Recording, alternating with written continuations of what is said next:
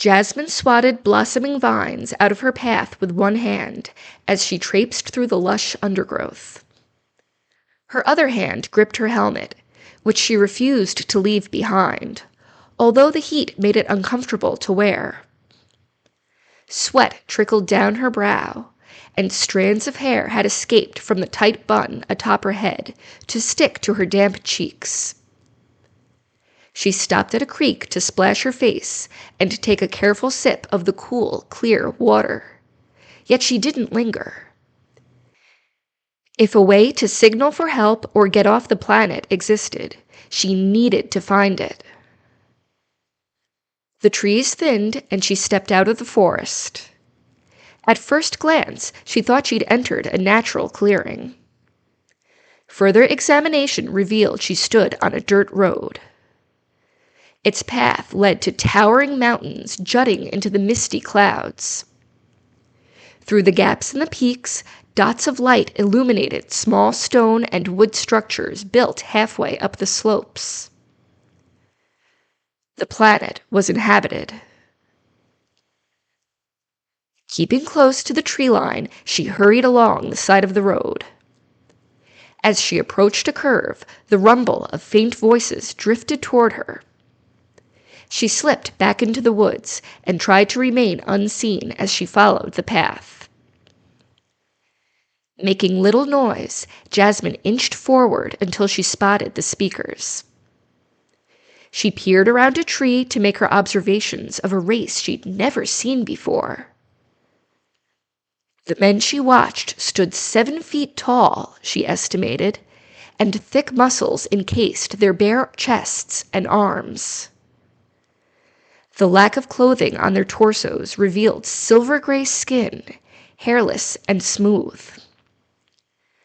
2 of them crouched over a large, lifeless animal, while the other 3 inspected their weapons. While they worked, they conversed in a language she didn't understand. She remained half hidden behind the tree and tried to decide on the best course of action. Before she could weigh all her options, one of the squatting men looked up and met her gaze with steely eyes. He sprang to his feet, shouting at the others.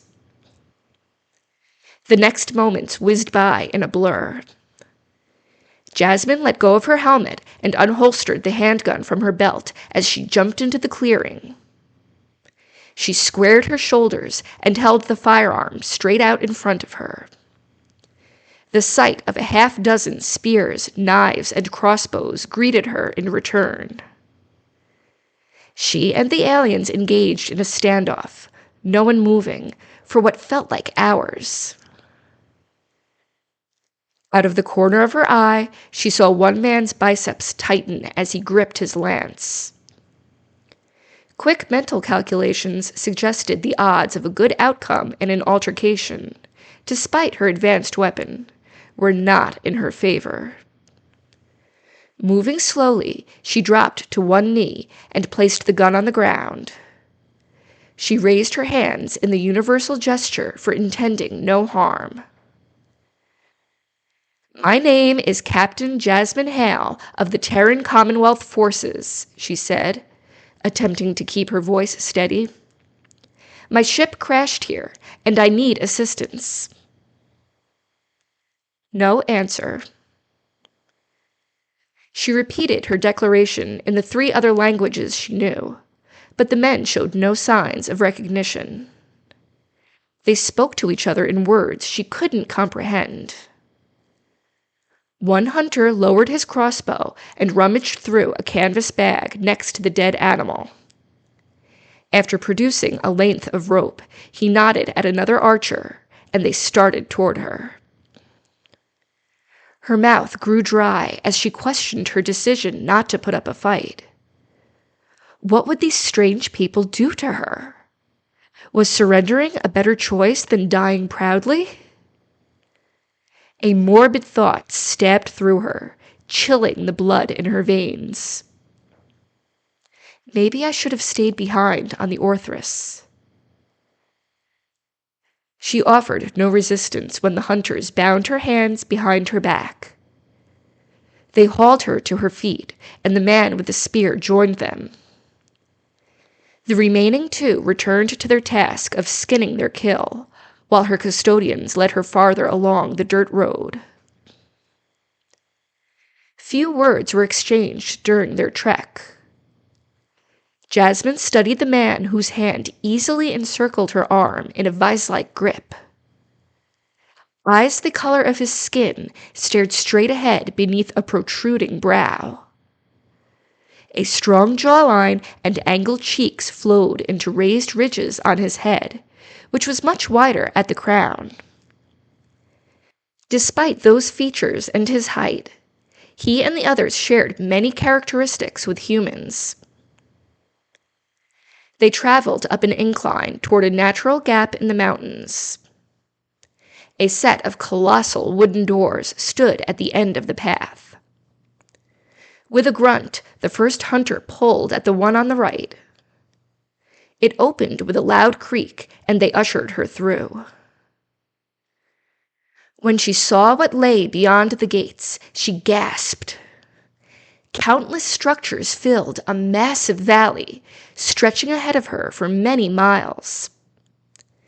People milled about in the streets far below where she stood, from merchants selling their wares to children chasing each other around slower passers-by. A river lined one side of the vast basin, edged by tidy rows of square farms and fences. Jasmine didn't have long to marvel at the city before her captors yanked at her arm. They guided her down into the valley to a small shack at the bottom of the hill, not far from the entrance. Inside, she saw nothing but a descending staircase. Her palms grew clammy as the men led her underground. Her fears proved correct as she entered the dank chamber, and someone lit a torch. They'd brought her to a prison. One of the hunters unfastened the ties around her wrists. Relief was short-lived as they shoved her into a cell. She yelped as she stumbled to the floor, and the metal door clanged shut behind her. More hushed conversation followed, fading away as the men retreated to the steps.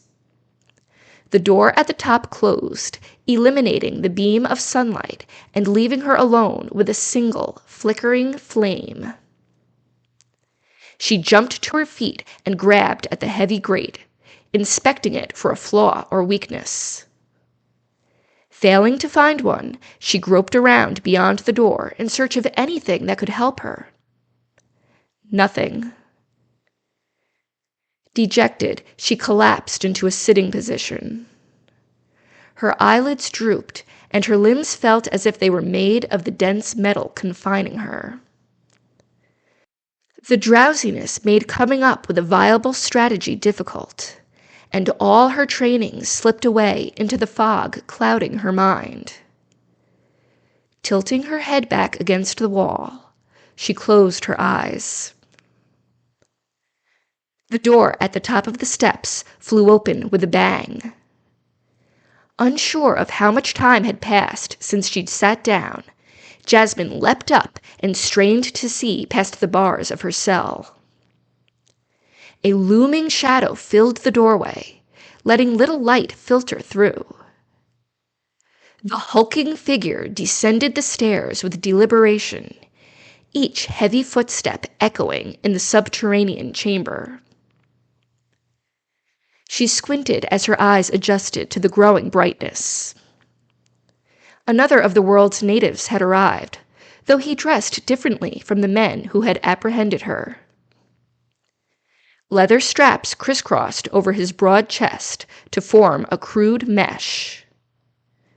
A flowing length of scarlet fabric attached to one shoulder floated behind him as he stalked down the stairs. Wide-legged pants in a darker shade of red added to the effect of his immense size. She stood motionless at the entrance to her cell, mesmerized by his commanding presence. A second man scurried after him, speaking rapidly. Though she couldn't make out the exact words, his tone indicated an argument. The first one held up a hand to silence him and turned to face her. "My apologies.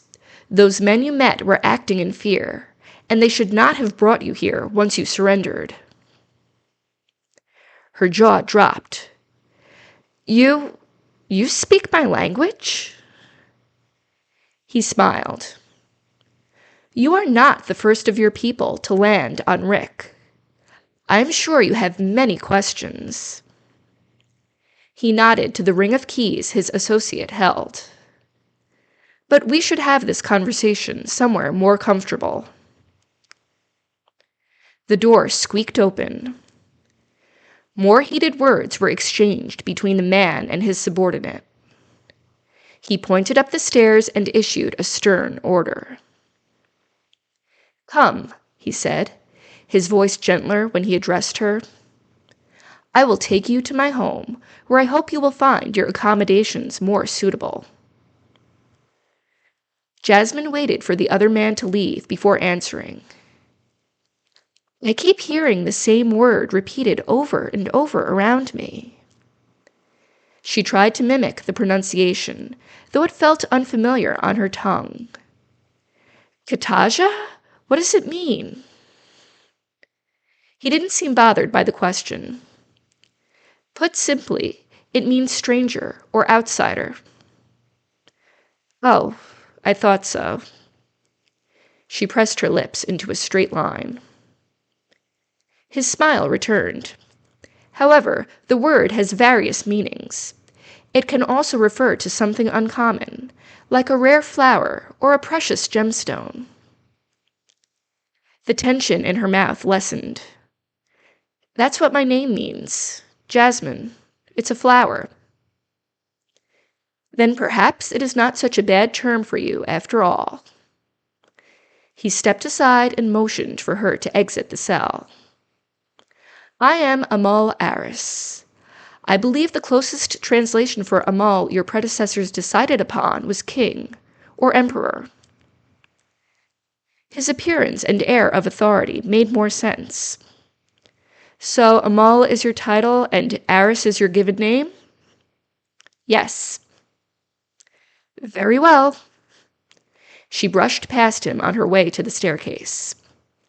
"I am Captain Jasmine Hale, a rank I earned with my service to the Terran Commonwealth forces."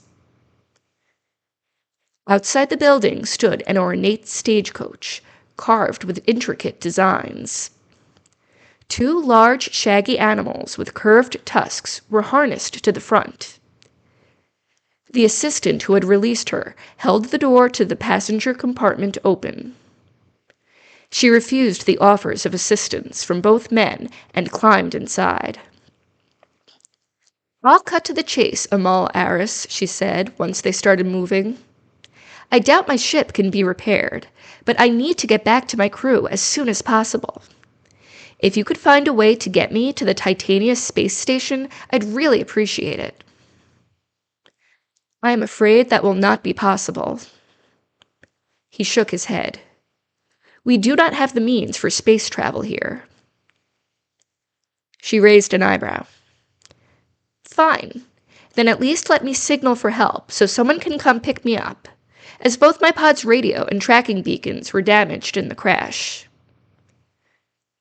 "We do not have the equipment necessary for interplanetary communication either." "So I can't do anything except sit around and wait for someone to figure out where I am?" Frustration and anger roiled in her chest. What the hell kind of place did I have the misfortune to land in? Aris sat with his hands on his knees, back stiff and straight. Rick is a small planet, and we choose not to strain its resources. I am sorry our simpler lifestyle does not meet with your approval. She chose to change the subject rather than apologize. You said I'm not the first human to come here. What happened to the others? We are speaking of a long time ago, Captain Hale. He relaxed, reclining against the seat. About 500 of your years, if my estimations are correct. 500 years? She tilted her head to the side, studying him. Surely you weren't... Indeed. A mischievous gleam twinkled in his silver eyes. I was barely into adulthood back then. Her prior annoyance slipped her mind as she stared at him in astonishment. How old are you now? Aris rubbed his chin. To you, 624. A frown darkened his face. I think. My calculations may be slightly inaccurate. Close enough. Jasmine leaned forward. So many years, and you've never wanted to leave this planet? To explore what else the universe has to offer? It is what I know and what I am happy with. He nodded toward her. And, as you can see, we do get visitors from time to time. The stagecoach slowed, then came to a halt. Aris pushed open the door and motioned for her to exit. I believe some of your predecessor's belongings have been stored and preserved, he said, following her. I will try to locate them, and you may examine them tomorrow. Can't I see them now? She angled her head back to look up at him. I can wait while you find them. The hour is late, and soon it will be dark. Aris pointed at the golden sun sinking below the horizon. Also, I imagine you would prefer to assess them with a fresh mind after a night's rest. I'm fine, she snapped. The corners of his mouth turned up in a small smile. The darkness beneath your eyes suggests otherwise. She glared at him, but didn't argue. Come, he said. I will show you where you may sleep undisturbed. He led her to a wooden platform surrounded by a railing on 3 sides. Their driver waited by a series of levers. High above them, a curved building wrapped around the side of a mountain. The architectural design gave the structure the illusion of flowing out of the sloping peak itself. Once Jasmine reached the center of the platform, the driver pulled on the levers. A loud hiss echoed from beneath them, and the gated podium began to rise. As they ascended the mountain, she took in the magnificent view. The setting sun bathed the city in a hazy glow, while the pink and purple sky dimmed overhead. Despite her exasperation with its lack of advanced technology, she had to admit Rick was a beautiful planet. The elevator stopped at a covered walkway.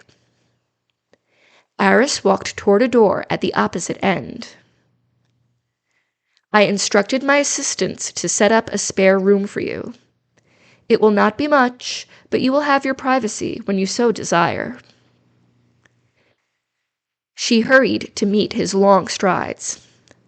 Don't worry, I'm used to sleeping in cramped spaces with dozens of people nearby. Polished wood and muted tapestries adorned the inside of the mountaintop palace. Jasmine scanned the interior, observing the tall, slanted ceilings and the elaborate patterns of the floorboards. Though not overly lavish, the living quarters appeared appropriate for the region's ruler. Some members of my staff reside here full-time in this wing, he said as they traveled the hallways. Someone will always be here should you need anything if I am not present. She scurried after him. Will they understand me? In time. I don't intend to be here for long.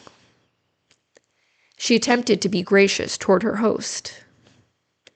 Thank you for making these arrangements on such short notice. You could have left me to fend for myself in the woods. That would not be very hospitable. He stopped at an unmarked door and pushed it open. You will not be disturbed for the rest of the night. In the morning, after breakfast, I will show you what we discussed. Thanks. Jasmine stepped inside, but turned around before inspecting the room. Wait, before you go, I have one more question. Yes? You said the last time humans were here was about 500 years ago. She chewed her bottom lip. If that's the case, how come you speak my language so well? And how did you seem so familiar with how we measure time, and so on? Ah, Laris chuckled. In spite of our lengthy lifespans, or perhaps because of it, who can say, we are endowed with excellent memories, the ability to recall even the most minute details of events from long ago. A dreamy look came into his eyes. I smell the scent of my mother's skin as I sat curled on her lap, listening to her sing to me of the ancient legends of our people. I see the cloud formations in the sky during the ceremony when I became a mull of this land. She leaned against the doorframe, captivated by his recollections. Fascinating. He beamed at her. And now I will remember the day you landed on my planet, Captain Hale. Sleep well. Turning on his heel, he retreated down the corridor, his sash fluttering behind him. Jasmine entered the room and closed the door. A bed and a wardrobe stood inside, and a lantern hung from the wall. She raised the switch, and a flame sprang to life inside the cylindrical glass. Enough moonlight flowed through the single window, so she turned it back down. A tiny bathroom was adjacent to the main chamber, but before she investigated it, a lengthy yawn stopped her in her tracks. Exhaustion slammed into her, weighting her arms and legs. The prior events of the day, from the evacuation of the Orthrus to crashing on Rick, seemed as if they happened in another lifetime. Piece by piece, she removed her armor, not caring where on the floor it landed, until she remained clad in nothing but the thin tank top and leggings she wore underneath. With one last yawn, she collapsed face first onto the bed and fell into a dreamless sleep.